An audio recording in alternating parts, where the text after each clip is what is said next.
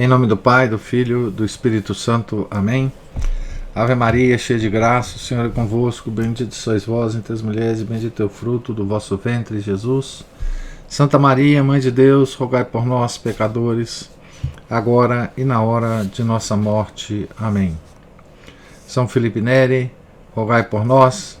Nossa Senhora de Fátima, rogai por nós. Em nome do Pai, do Filho e do Espírito Santo. Amém. Bom dia a todos. Nós estamos aqui no meio da página 113. Estamos no capítulo 11, né, da biografia de São Domingos, escrita pelo padre Lacordaire. Terminamos ontem a leitura com aquele milagre daquele menino que foi levado por uma senhora a São Domingos e ele o curou. Não é? Ora, Frei Tancredo, Frei Otto, Frei Henrique, Frei Alberto e muitos outros presenciaram este milagre. Por mais resplandecente que fosse, a santidade de Domingos não chegava a remover todas as dificuldades que havia em reunir todas as religiosas romanas em São Sisto. A maior parte recusava-se a sacrificar a liberdade que haviam tido até ali de sair do claustro para visitar as suas famílias. Mas Deus veio em auxílio do seu servo. Havia em Roma um mosteiro de jovens chamado Santa Maria de Além Tibre, por causa da sua situação. Nele se conservava uma das imagens da Santíssima Virgem, atribuídas pela tradição ao pincel de São Lucas. Esta tornara-se célebre e era venerada pelo povo. Essa história é sensacional, dessa imagem. Então, porque o Papa São Gregório, o Grande, São Gregório Magno, suspendera o flagelo da peste, levando-a em procissão pela cidade. Uma imagem milagrosa, né? Acreditava-se também que, havendo o Papa Sérgio III colocado na Basílica de São João de Latrão, ela voltara outra vez para sua antiga morada. Então a imagem ela foi movimentada de um lugar para outro, mas voltou para o lugar original, né?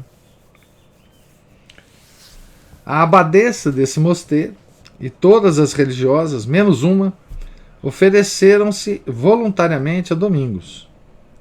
E diante dele fizeram a profissão de obediência, com a única condição de levarem consigo a imagem da Virgem Maria, e alegando que se a imagem abandonasse São Sisto e voltasse outra vez para a sua primitiva igreja, o seu voto de obediência ficaria nulo. Aceitou Domingos a condição, e, em virtude da autoridade que acabavam de lhe dar, proibiu-as que tornassem a sair à porta do convento. Estas jovens eram da primeira nobreza de Roma, e logo que suas famílias tiveram conhecimento daquilo a que se haviam comprometido, e de todo esse novo plano de reforma, vieram a Santa Maria para as dissuadir de cumprirem a sua promessa.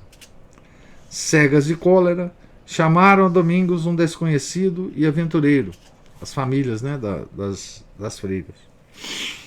As suas palavras abalaram o ânimo das religiosas. Muitas arrependeram-se do voto que haviam feito. Domingos, avisado interiormente do que se passava, foi vê-las uma manhã, e depois de ter celebrado a missa e pregado um sermão, disse-lhes: sei, minhas filhas, que estáis arrependidas da vossa resolução, e que quereis abandonar o caminho do Senhor.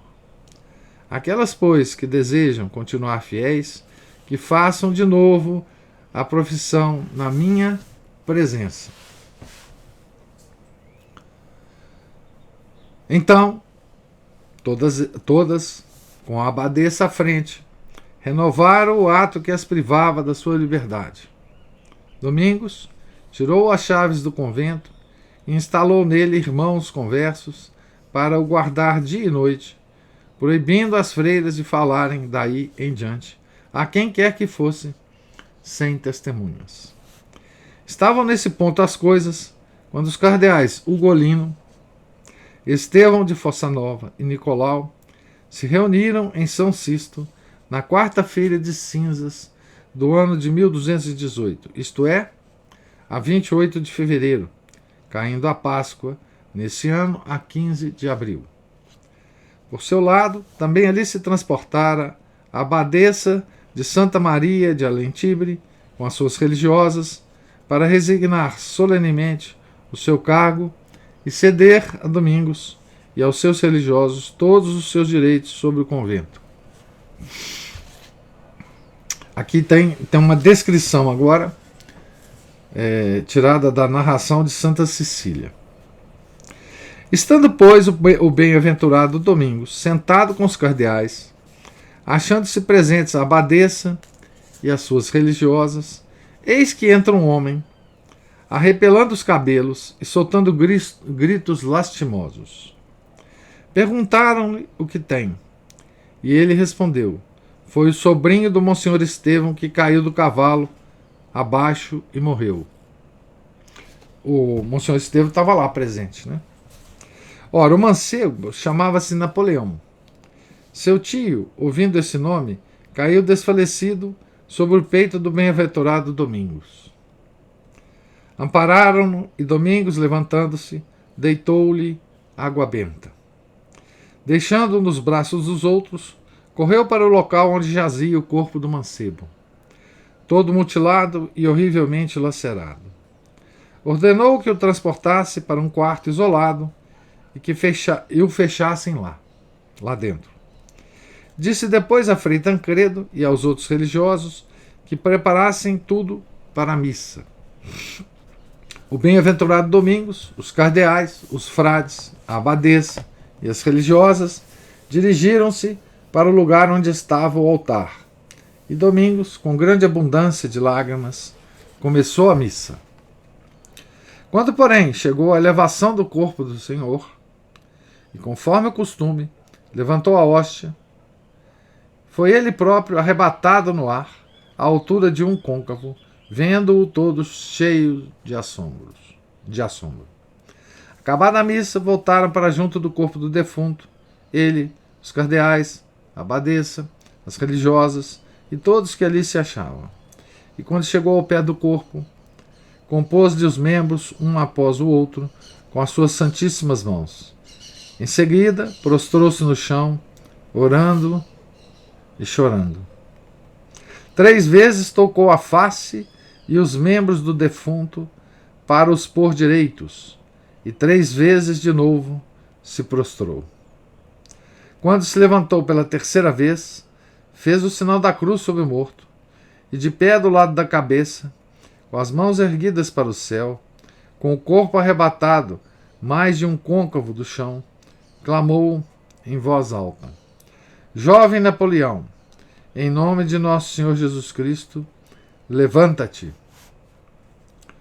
Imediatamente a vida de todos quantos um tão assombroso espetáculo atraíram, o mancebo levantou-se são e salvo e disse ao bem-aventurado Domingos: Padre, dai-me de comer e de beber.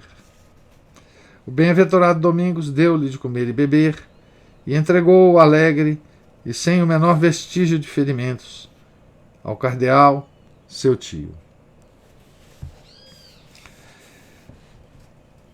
Então, mais uma ressuscitação, né?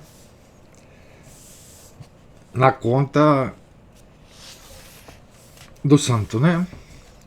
4 dias depois, no primeiro domingo de Quaresma, as religiosas de Santa Maria de Alentibre, outras religiosas do mosteiro de Santa Bibiana e de diferentes conventos, como também algumas senhoras da sociedade, entraram para São Sisto, onde São Domingos lhes deu o hábito da ordem.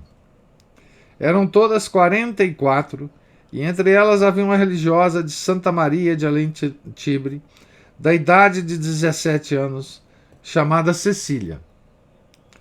A ela devemos o conhecer os principais fatos da vida do santo patriarca nessa época. A Santa Cecília ela escreveu uma série de narrações, né, sobre fatos da vida de São Domingos, né? Esse, por exemplo, que nós acabamos de ler é dela. Conservou-nos ela em um relatório escrito sob a sua direção, que é uma obra-prima de narração simples e verdadeira. Na mesma noite do dia em que as religiosas entraram em São Sisto, transportaram para lá a imagem de Santa Maria de Além-Tibre. De preferência se escolheu fazer isso de noite porque os romanos opunham-se a essa mudança. Domingos, acompanhado dos cardeais Estevão e Nicolau, precedido e seguido de uma multidão com velas com tochas acesas, levava a imagem sob os ombros. Todos iam descalços. As religiosas em oração e descalças esperavam a imagem de São Sisto, em cuja igreja foi com felicidade inaugurada. Todos esses fatos, compreendendo a viagem de França a Roma, se realizaram no espaço de 5 a 6 meses, de 11 de setembro de 1217 até o princípio de março do ano seguinte. E contudo, apesar de tantas ocupações e deveres, Domingos ainda achava tempo para se entregar a obras de caridade particulares. Ia muitas vezes visitar as reclusas, isto é, mulheres que se fechavam voluntariamente dentro de recessos nos muros e nunca saiu mais dali. Encontraram-se pela cidade, nas encostas desertas do Monte Palatino, nas profundidades das velhas torres de guerra, nos arcos quebrados dos aquedutos, sentinelas da eternidade postadas sobre essas ruínas. Domingos visitava-as ao pôr do sol, levava-lhes em seu coração um resto de forças que pusera de reserva para elas. Depois de falar às turbas, ia falar à solidão. Uma dessas reclusas, chamada Lúcia, que vivia por trás da igreja de Santa Anastácia, no caminho de São Sisto, teve um braço comido até o osso por uma enfermidade cruel e devoradora. Curou-a Domingos um dia com uma simples bênção. Outra, que tinha o peito roído pelos vermes, morava numa torre defronte da porta de São João de Latrão. Domingos confessava e trazia-lhe de vez em quando a Sagrada Eucaristia. Pediu-lhe ele, uma vez que lhe deixasse ver um dos vermes que a mortificavam e que ela guardava em seu seio com amor, como hóspedes enviados pela providência. Bona, assim se chamava, anuiu ao desejo de Domingos. Na mão do taumaturgo, porém, o verme transformou-se em uma pedra preciosa, e o peito de Bona ficou liso como de uma criança.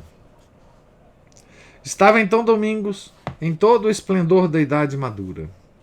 O seu corpo, bem como a sua alma, haviam atingido esse termo da vida em que a idade ainda é uma perfeição e um encanto de vigor. Aqui outro trecho da narração de Santa Cecília. Era de estatura mediana, magro, uma fisionomia doce, um pouco corada, o cabelo e barba de um loiro ardente e uns formosos olhos. Saía-lhe da fronte e através das pestanas uma certa luz radiosa que atraía o respeito e o amor. Estava sempre alegre e amável, exceto quando movido de compaixão por alguma desgraça do próximo. Tinha as mãos compridas e bem feitas, e uma voz alta, nobre e sonora. Nunca chegou a ser calvo, e conservou a sua coroa religiosa perfeita, apenas salpicada de raros cabelos brancos. Desta forma é que Nolo descreve Soror Cecília, que o conheceu nos tempos heróicos de São Sisto e de Santa Sabina. Então aqui mais 2 milagres de São Domingos, né? Um para a constituição da ordem, né, de São Sisto, que foi a imagem, né? A imagem da Virgem Maria que não queria sair da igreja, né? E ele a levou da igreja de Santa Maria de Além Tibre, ele a levou para São Sisto. E essa impressionante narração desse milagre, da ressuscitação desse jovem, né? Napoleão, filho de um cardeal, né? Estevão, se eu não estou enganado, né? Então, aqui a gente tem uma ideia dos milagres que ocorriam em torno de São Domingos, né? E como ele os fazia, né? Então, assim, São Domingos não é um santo que sobrinho, né? E sobrinho do cardeal, né? Então, São Domingos não é um santo que normalmente a gente conhece muitos milagres, né? Mas aqui a gente tem uma descrição bem detalhada disso, né? Da forma com que ele os fazia, né? Então, vamos começar o capítulo 12. Estada de São Domingos em Santa Sabina. São Jacinto e o bem-aventurado Ceslau entram para a ordem. O bem-aventurado Reinaldo, ungido pela Santíssima Virgem. A igreja de Santa Sabina, junto à qual habitavam os religiosos depois de deixarem São Sisto, então os frades, né, que estavam lá em São Sisto, tiveram que sair para que as freiras se estabelecessem lá, né? Essas freiras viviam em Roma, né? De forma não muito adequada, né? E ele então transferiu as freiras para São Sisto e as transformaram em freiras dominicanas, né? Então, a igreja de Santa Sabina, junto à qual habitavam os religiosos, depois de deixarem São Sisto, ficava no Monte Aventino. Atesta uma antiga inscrição que fora fundada sob o pontificado de Celestino I, no princípio do século V, por um sacerdote da Ilíria chamado Pedro. Erguiam-se os seus muros sobre a parte mais alta e mais escarpada do Monte Aventino, por cima do estreito canal onde murmura o Tibre, quando se vai afastando de Roma, e as suas vagas batem contra os restos da ponte que Horácio Cocles defendeu contra Porcena. 2 ordens de colunas antigas suportam um teto sem ornamentos e dividem a igreja em 3 naves, terminando cada uma por um altar. Era a primitiva basílica em toda a glória da sua simplicidade. As relíquias de Santa Sabina, que sofreram martírio por Jesus Cristo no tempo de Adriano, estavam depositadas debaixo do altar-mor, tão perto do local do seu martírio quanto o permitira a tradição. Outras ossadas preciosas brilhavam ao lado das suas. A igreja ficava contígua ao palácio dos Sabelli, ocupado então por Honório III, Papa reinante, e de onde fora expedida a bula aprovando a ordem dos pregadores. Das janelas dessa residência, uma parte da qual acabava de ser cedida a Domingos, alongava-se a vista pelo interior de Roma e fixava-se sobre as colinas do Vaticano. Duas sinuosas ladeiras conduziam à cidade. Uma ia dar ao Tibre, a outra a um dos ângulos do Monte Palatino, ao pé da igreja de Santa Anastácia. Era esse o caminho que Domingos tomava para ir de Santa Sabina a São Sisto. Nenhum outro caminho na terra conservou, por mais tempo, o rastro de seus passos. Quase todos os dias descia ou subia a encosta, levando de um convento ao outro o ardor da sua caridade. Quando o viajante entra em Santa Sabina, ainda hoje uma das obras-primas de Roma, e examina com cuidado as suas devotas naves, observa em uma capela lateral uns afrescos antigos. Um representa Domingos revestido do hábito dos pregadores, um mancebo ajoelhado diante dele e ao lado outro mancebo estendido no chão. O rosto de ambos fica encoberta ao espectador e, contudo, ambos lhe causam uma certa emoção. Esses dois mancebos são dois polacos, Jacinto e Czesław Odrowacz. Acompanhando a Roma seu tio, Ivo Odrowacz, bispo eleito de Cracóvia, e sendo levados a São Sisto, provavelmente pelo cardeal Ugolino, antigo condiscípulo de Ivo na Universidade de Paris, assistiram à ressurreição do jovem Napoleão. Pediram o bispo, nessa ocasião a Domingos, que lhe cedesse alguns frades pregadores para os levar consigo para a Polônia.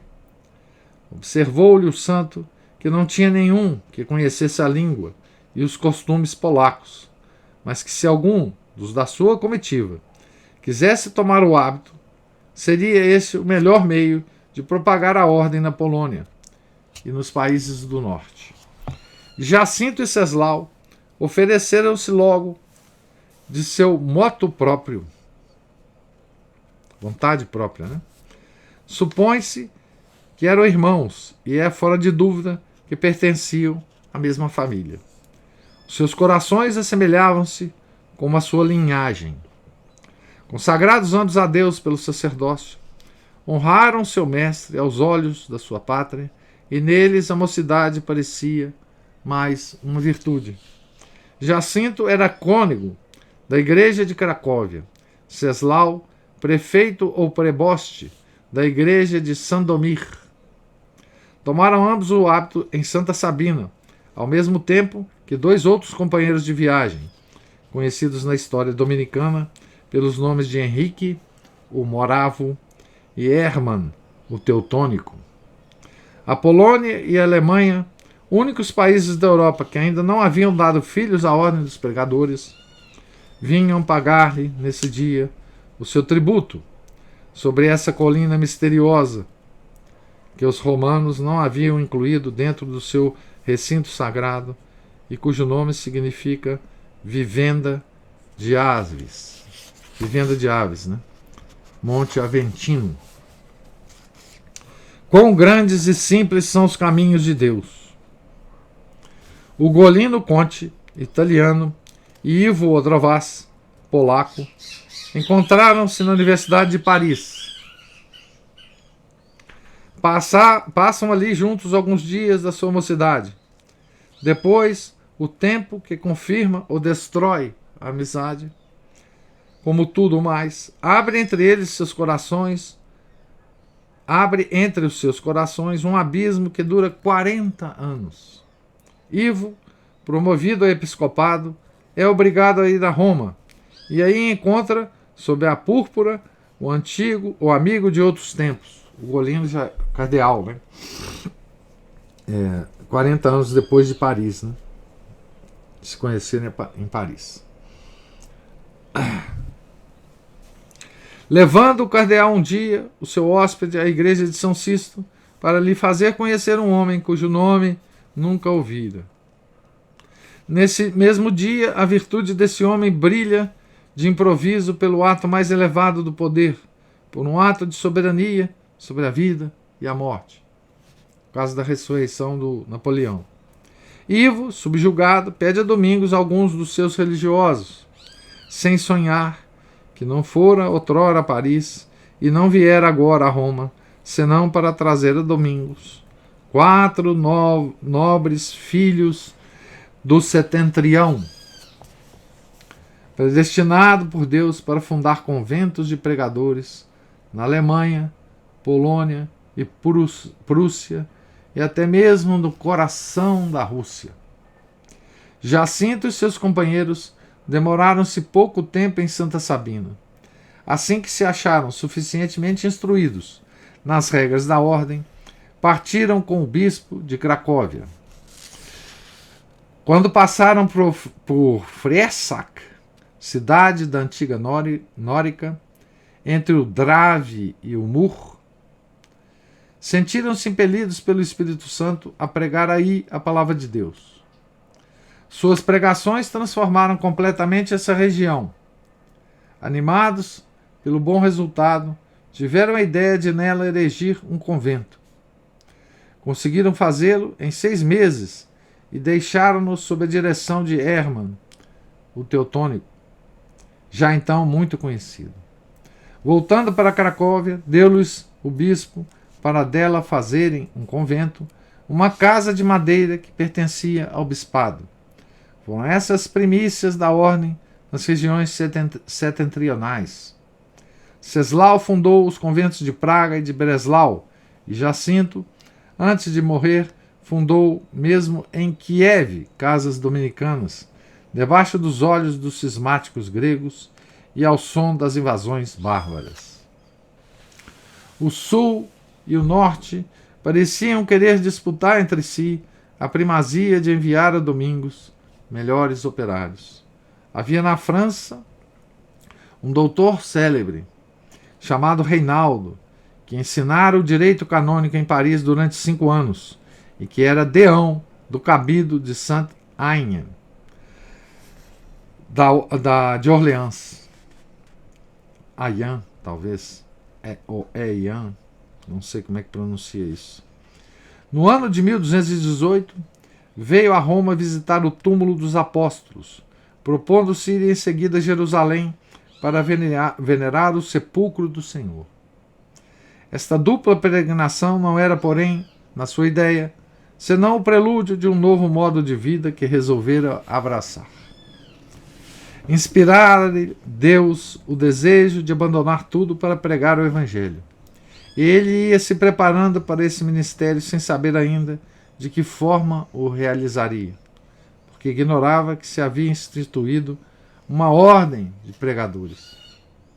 Ora, aconteceu que, em uma conversa confidencial que teve com o cardeal, abriu-lhe sobre este assunto o seu coração, dizendo-lhe que pensava em renunciar a tudo para por toda parte pregar a Jesus Cristo, em um estado de pobreza voluntária. Então disse-lhe o cardeal: pois acaba de se estabelecer uma ordem, cujo fim é juntar a prática da pobreza com a missão de pregar. E está nessa cidade o fundador da nova ordem, anunciando ele próprio a palavra de Deus. Reinaldo, ouvindo isso, apressa-se em procurar o bem-aventurado Domingos e a revelar-lhe o segredo da sua alma. A vista do santo e o encanto das suas palavras atraíram-no. Resolveu, desde então, entrar para a ordem. Reinaldo, né? Mas a adversidade que serve para experimentar todos os santos projetos não tardou que se metesse de permeio no seu. Adoeceu tão gravemente que a natureza parecia querer sucumbir aos assaltos da morte. E os médicos desesperaram de o salvar.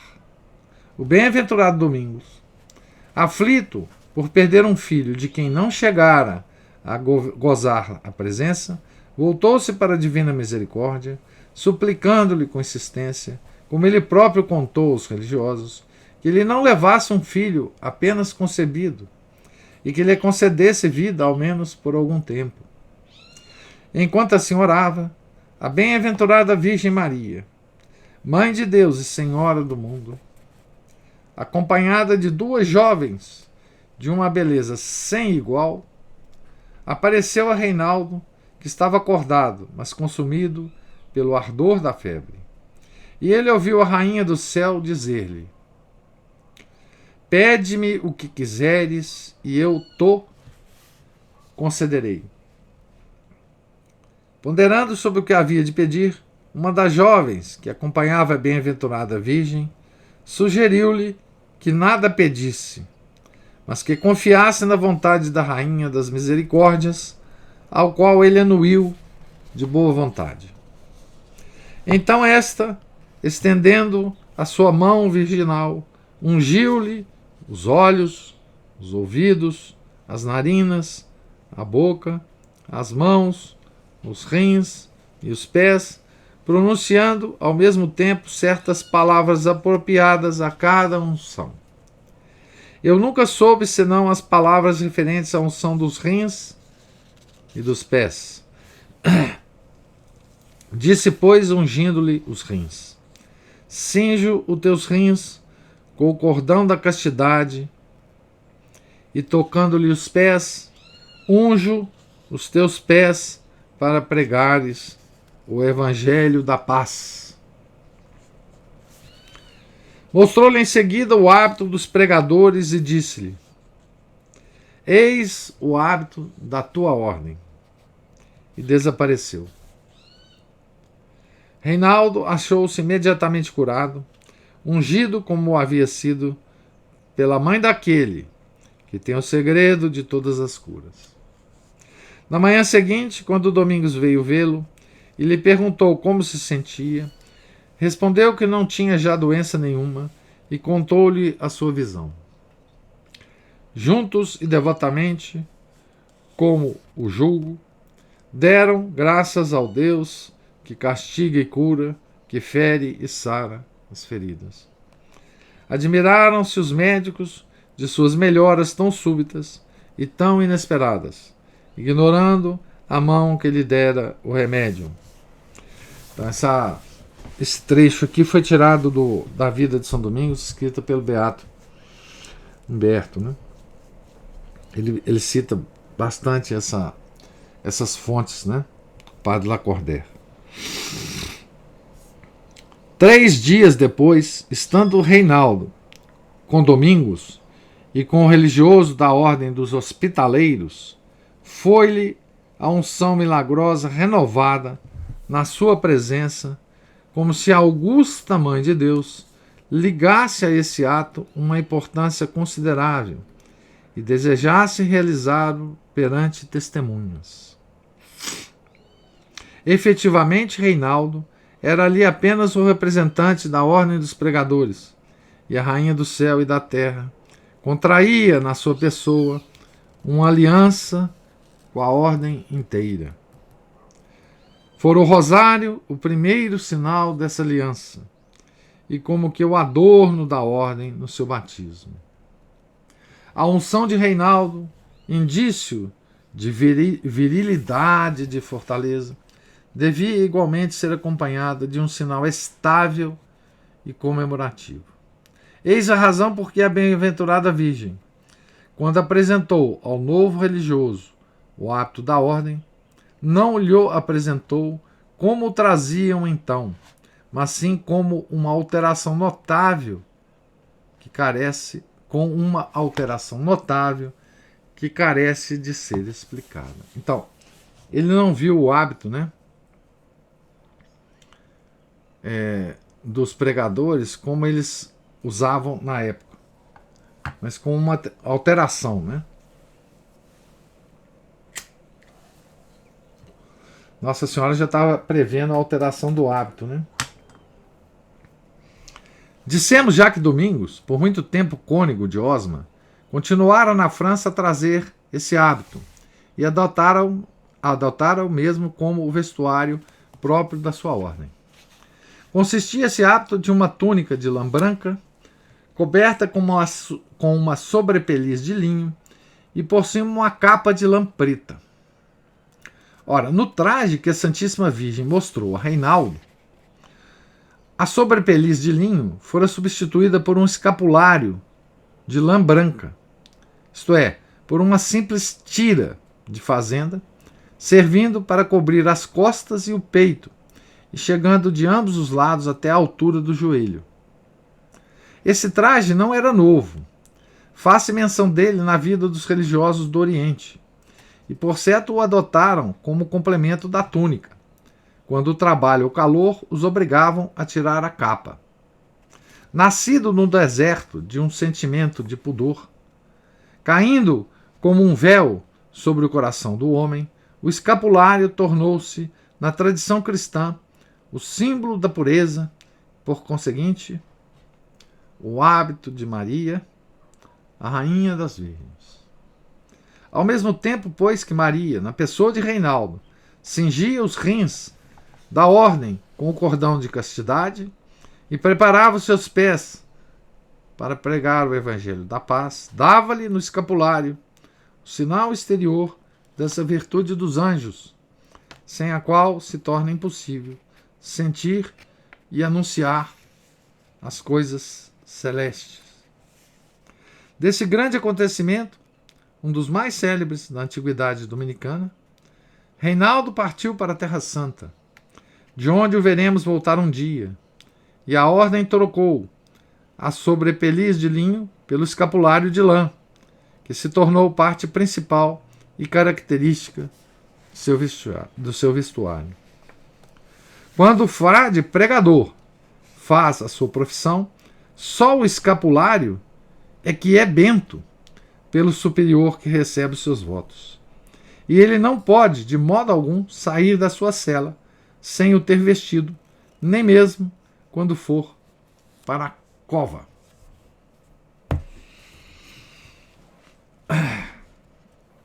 Então, vou terminar aqui a leitura, também no meio do capítulo,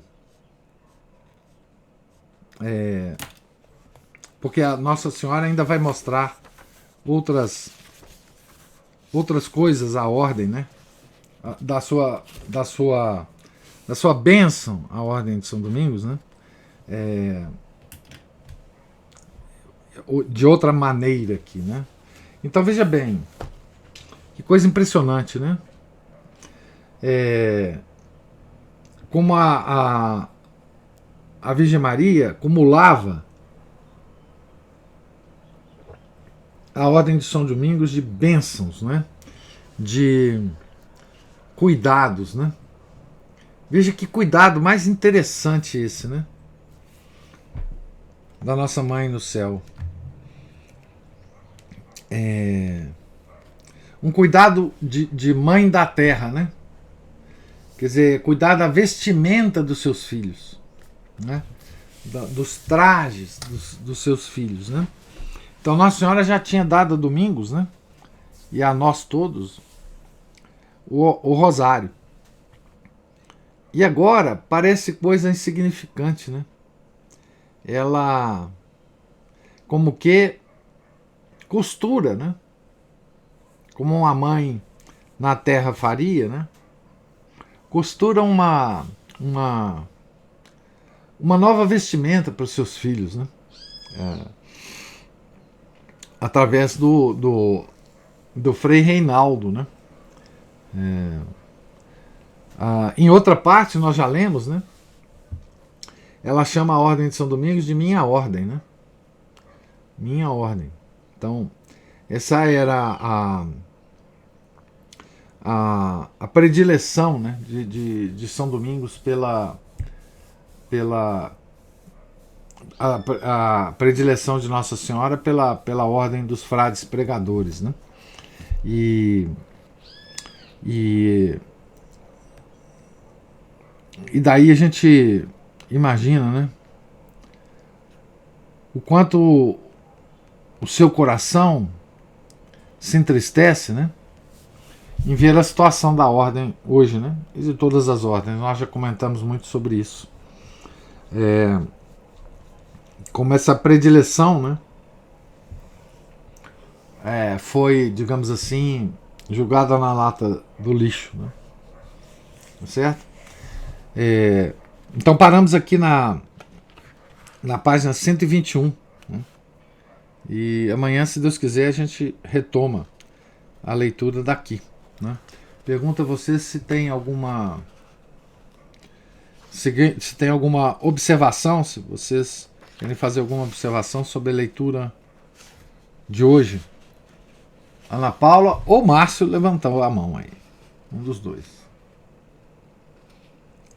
Oi, professora Márcio, tudo bom? Bom, Márcio. Bom, essa última mensagem, essa última fala do senhor aí, sobre como eles julgaram, né, as várias ordens foram julgadas na lata de lixo, justamente por elas terem se afastado do chamado ponto de partida, que seria aquilo que moveu os fundadores dessas ordens, né, a criá-las. Ou seja, o afastamento da linha, da diretriz dada pelo fundador é a perdição de toda a ordem, de toda a congregação, se o senhor for ver na história.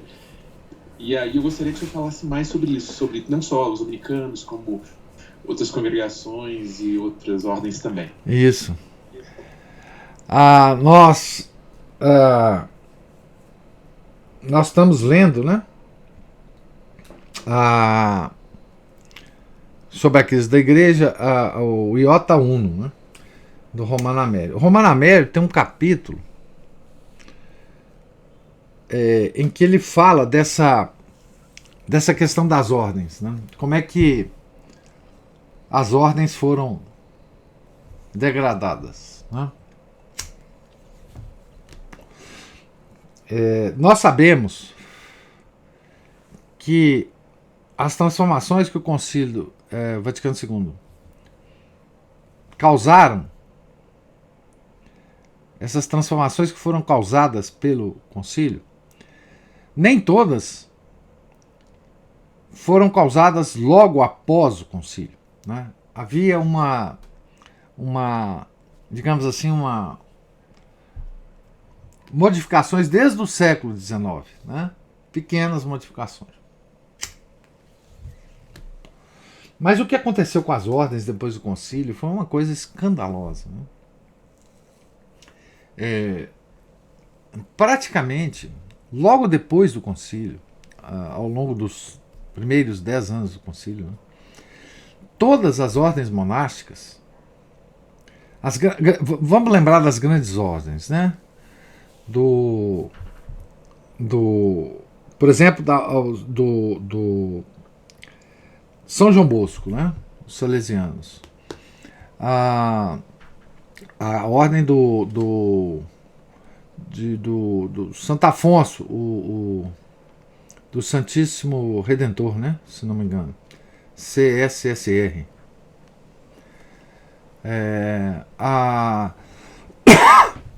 Os beneditinos, né? Os dominicanos. Bom, vamos lembrar só dessas ordens, né? Elas todas, depois do concílio, fizeram capítulos, reuniram-se os capítulos para justamente mudar as regras das ordens. Mudá-las no seguinte sentido: vamos modernizar, vamos entrar no clima.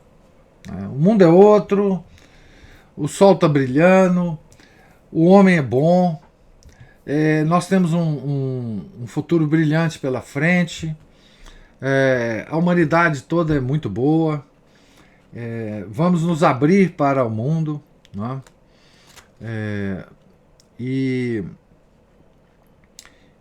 Então esse foi digamos, o mote que orientou, né, essas mudanças Então, mudaram-se as regras, mudaram-se as regras de clausura, mudaram-se os comportamentos dos monges. E aconteceu uma coisa curiosa, porque quem estava resistindo a isso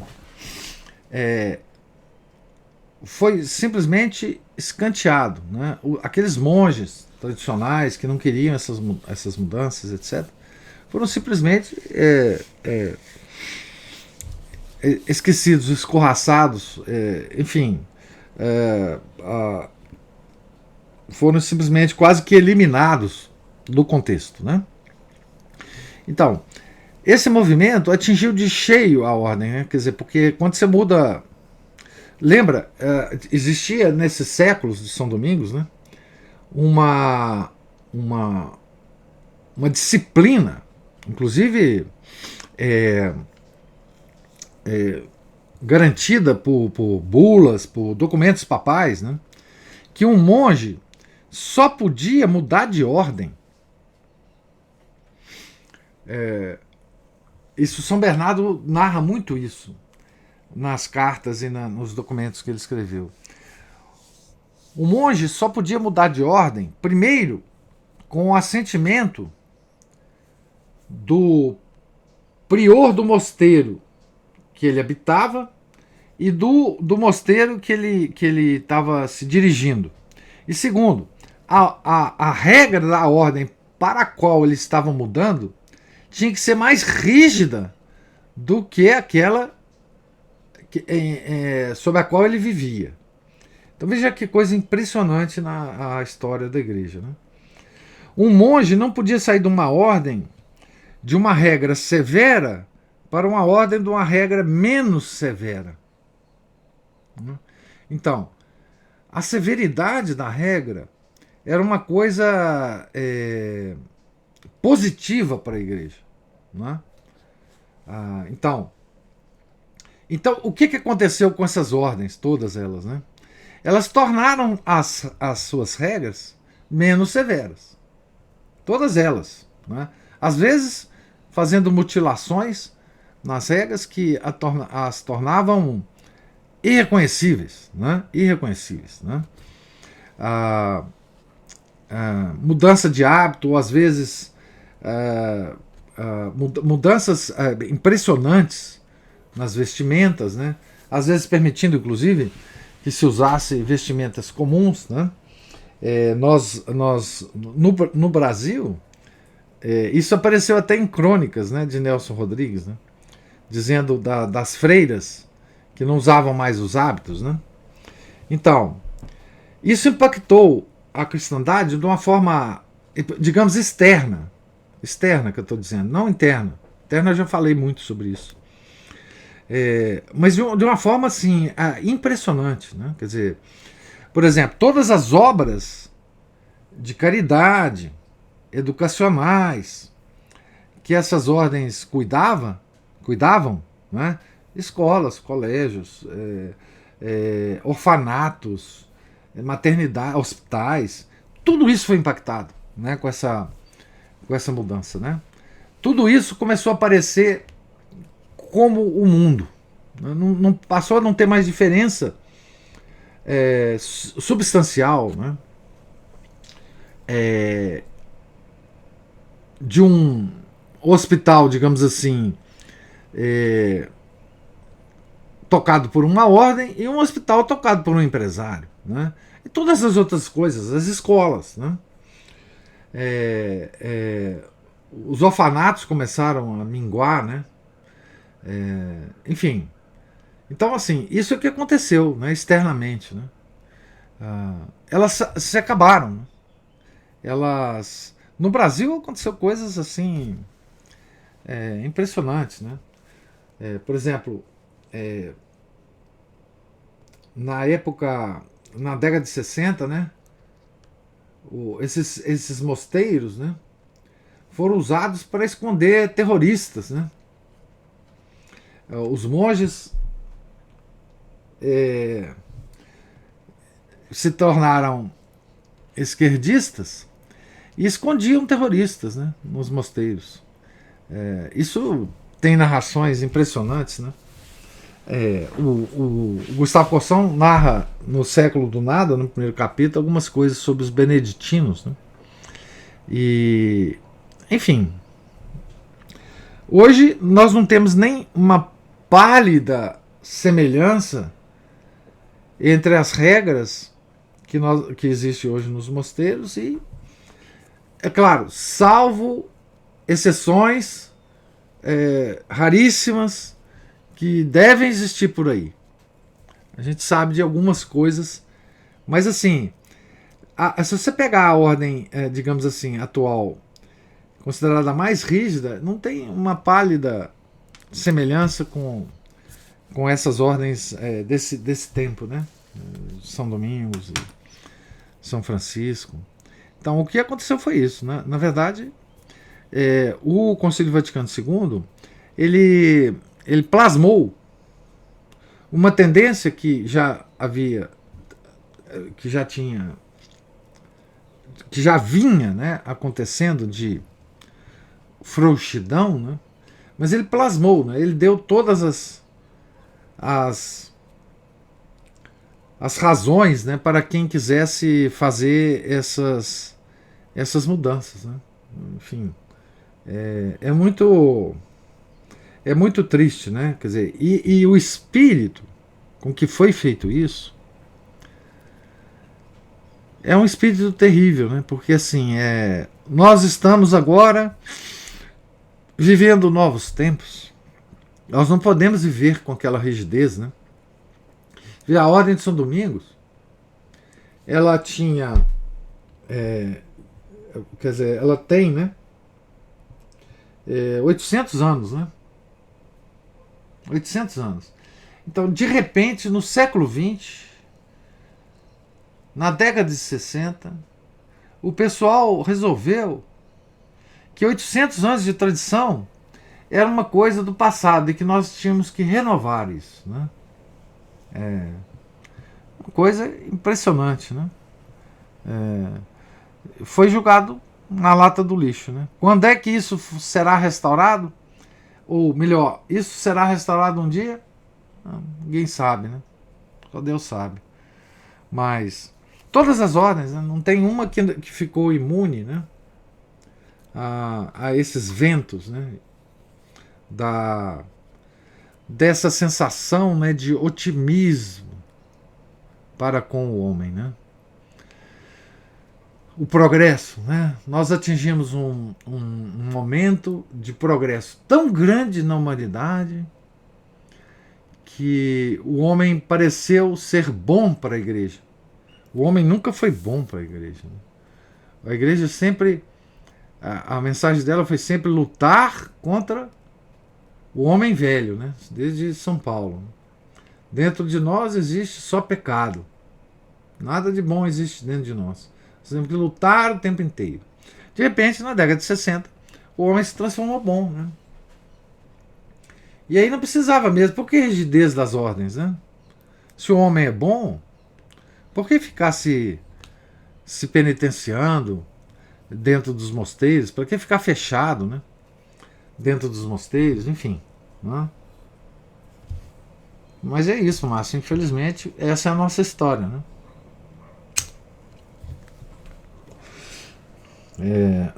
A história dessas.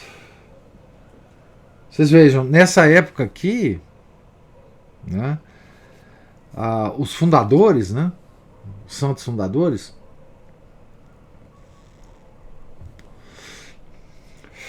essa ordem dos pregadores foi muito abençoada, né? Ela foi realmente pode-se dizer, uma criação de Nossa Senhora, né? Como foi outras ordens, teve muitas ordens, aliás, todas as ordens teve a mão de Nossa Senhora, mas umas ela demonstrou mais o seu afeto, a sua afeição pela ordem, né? A própria ordem de Santo Afonso, né, foi muito abençoada por Nossa Senhora. Ele próprio, né, muito abençoado por Nossa Senhora. São Bernardo também, né? Então, por trás de todas as ordens, de uma forma ou de outra,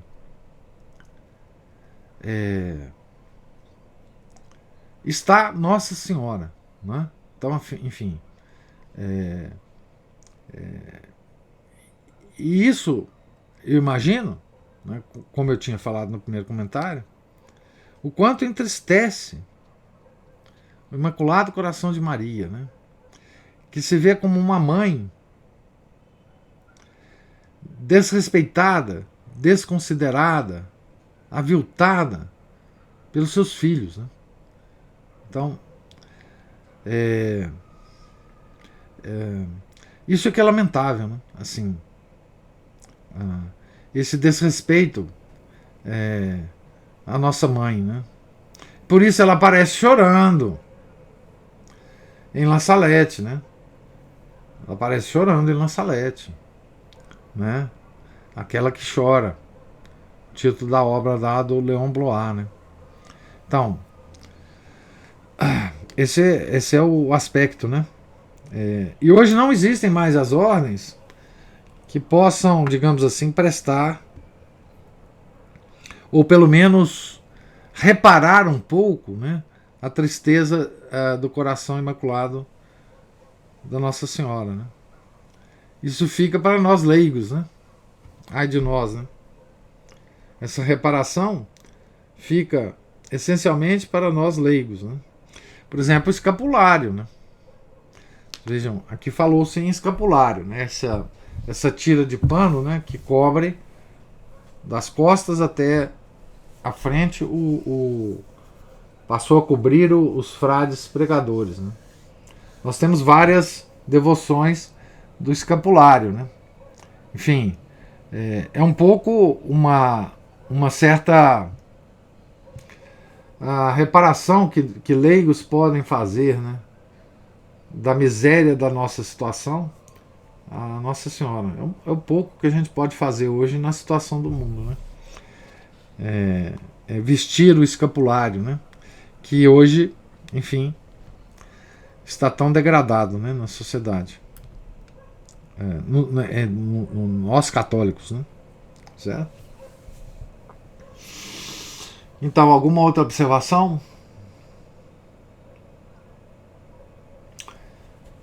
Então, gente, Deus lhes pague a presença, a paciência, a participação, né?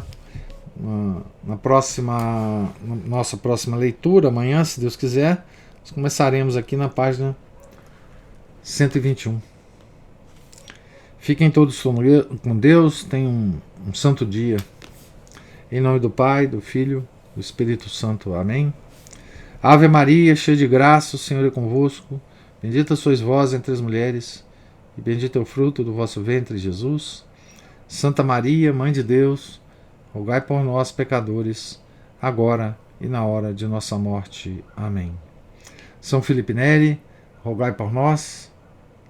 São Domingos de Gusmão, rogai por nós. Nossa Senhora de Fátima, rogai por nós. Em nome do Pai, do Filho, do Espírito Santo. Amém.